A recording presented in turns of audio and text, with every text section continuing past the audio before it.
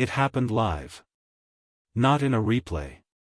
Not in the frame-by-frame reconstruction that follows controversial plays hours after they occur, when analysts have had time to slow the footage and draw the telestration lines and deliver their verdicts from the comfortable distance of a broadcast desk. It happened in real time, at full speed, in front of every camera that Chase Field had positioned to capture a baseball game and instead captured something else entirely.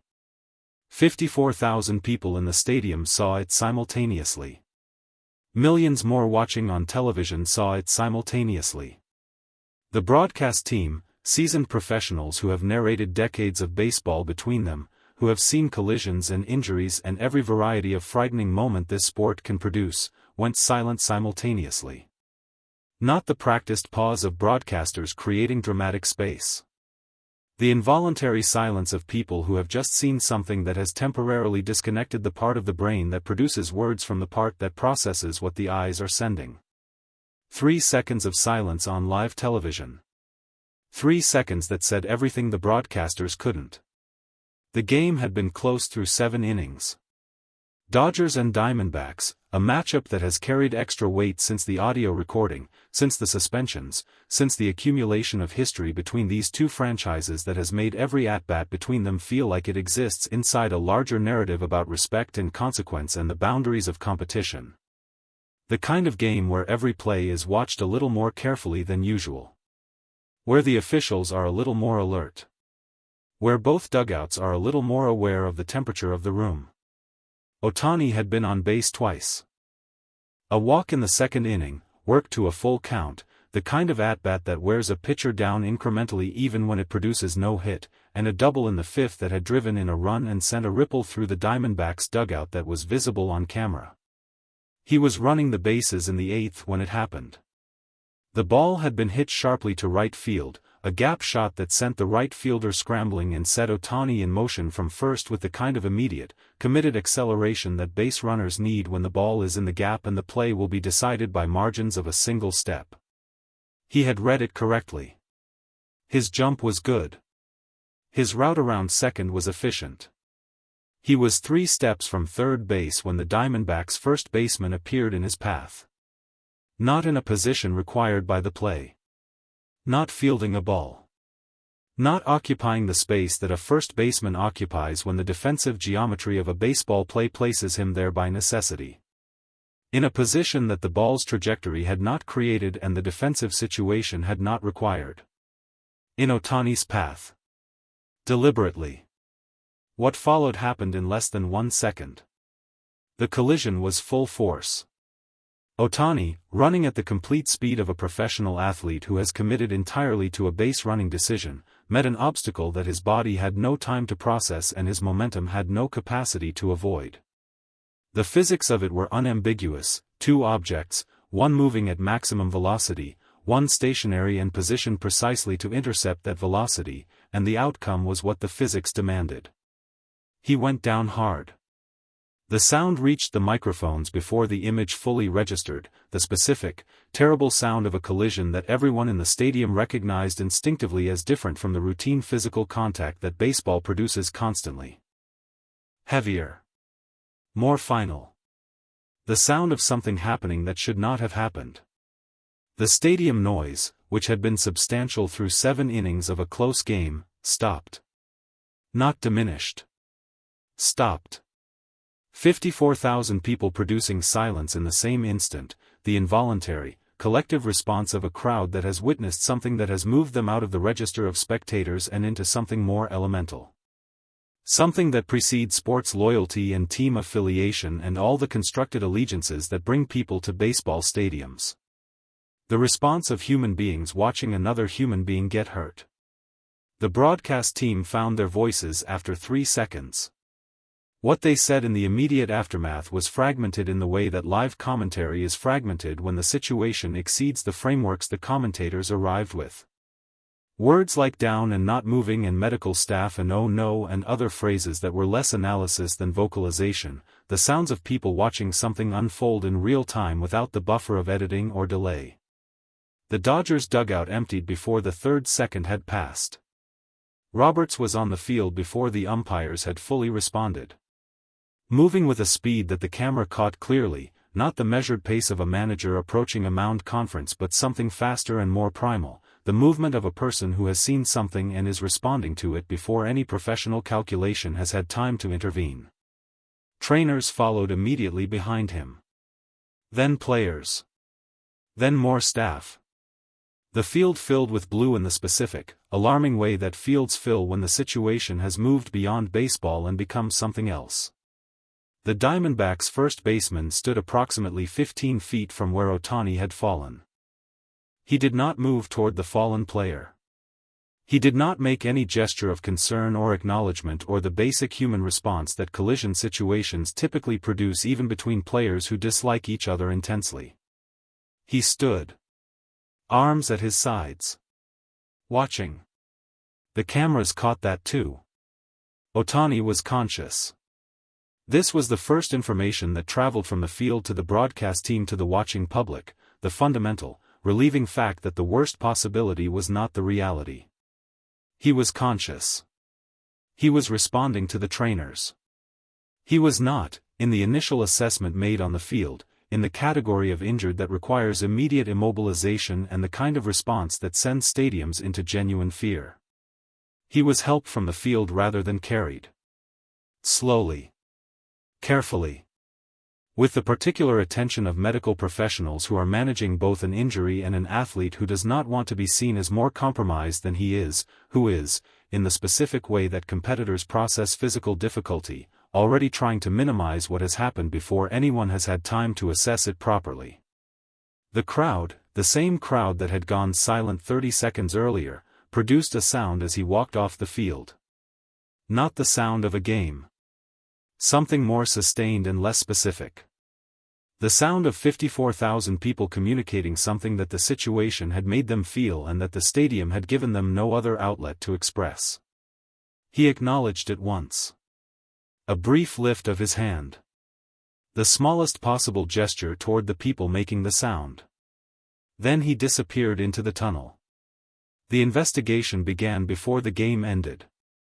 The umpires had issued an immediate ejection, the first and most visible consequence, the one that removed the first baseman from the field within minutes of the collision. But everyone watching understood that an ejection was the beginning of the response, not the response itself. That the conversation about what had happened, about whether it was accidental, about what the footage showed, about the context established by everything that had occurred between these two franchises in recent weeks, was going to happen at a level and with a seriousness that a single ejection could not contain. The league office confirmed that night that a formal investigation had been opened.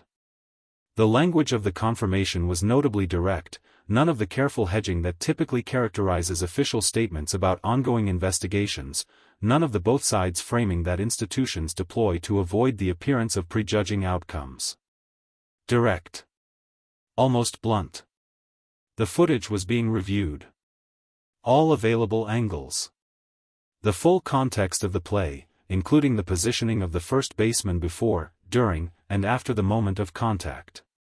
The investigation would be thorough. The investigation would be swift. And the investigation would produce consequences proportionate to what the evidence revealed. The evidence revealed everything. MLB's announcement arrived 41 hours after the collision. It was issued simultaneously to all 30 teams, to the Players Association, to the media, and, in a departure from standard protocol that was itself a communication, directly to the Dodgers organization before the general release. A permanent ban. Not a suspension with a specific game number attached. Not 50 games or 100 games or the kind of penalty that exists on a continuum with previous disciplinary actions and implies the possibility of return. A permanent ban from participation in Major League Baseball in any capacity. The announcement was 3 paragraphs long. The first paragraph described the investigation and its findings. The second paragraph summarized the evidence, the footage, the positioning analysis, the context established by prior incidents, the determination that the collision had been deliberate and premeditated rather than incidental to any baseball play. The third paragraph stated the consequence. Permanent ineligibility. In the history of MLB disciplinary action, permanent bans occupy a specific and severe category. They are not issued for poor judgment or competitive excess or even for most forms of deliberate rule-breaking. They are issued when the league has determined that what occurred falls outside the category of things that baseball's normal corrective machinery is designed to address. When the behavior is not a mistake to be learned from but a choice that cannot be permitted to exist inside the sport. The first baseman's name, attached to that determination, joined a list that no professional baseball player aspires to join. A list that speaks not just to what a player did but to what the sport decided he represented, to the line he crossed and the finality of what crossing it meant. The Diamondbacks organization issued a statement expressing respect for the league's process and declining to contest the finding. There was no appeal. The Players Association, which represents every player in the sport regardless of what that player has done, confirmed that no appeal would be filed, a decision that itself communicated something, because the association files appeals reflexively, as a matter of institutional practice, because the process exists and the option exists and the use of both is considered standard. Not this time. Not for this. Ohtani's status was updated the following morning. The medical assessment, completed after the game with the thoroughness that the situation demanded, had produced results that landed differently depending on whether you were reading them as good news or as a narrowly avoided catastrophe. No structural damage. No fractures. Significant soft tissue injury to the shoulder that had absorbed the primary impact of the collision, the shoulder that, for a two-way player whose pitching relies on the specific mechanical integrity of that joint, was not the shoulder anyone would have chosen as the site of significant soft tissue injury.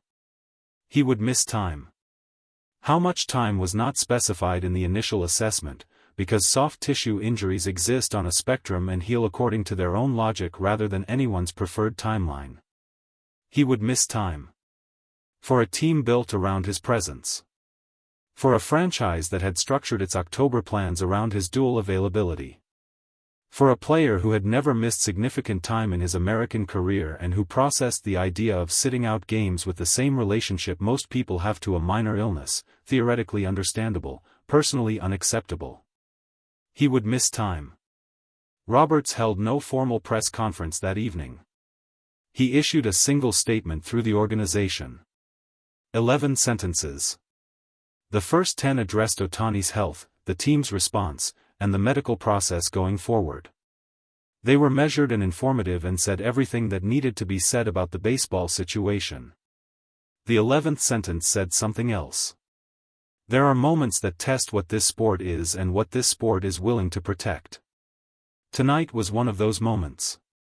The league's response was the right one. 11 sentences.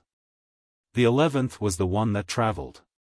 In the days that followed, the footage circulated continuously. The collision itself.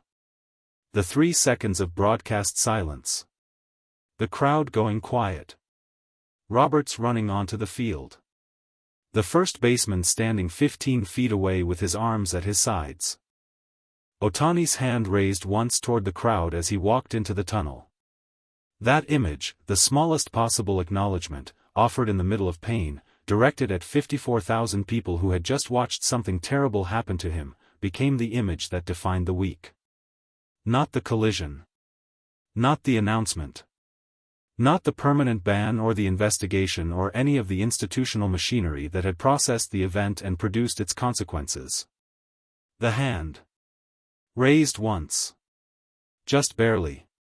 Already disappearing into the tunnel. Saying without words what Shohei Ohtani always says without words. I am still here.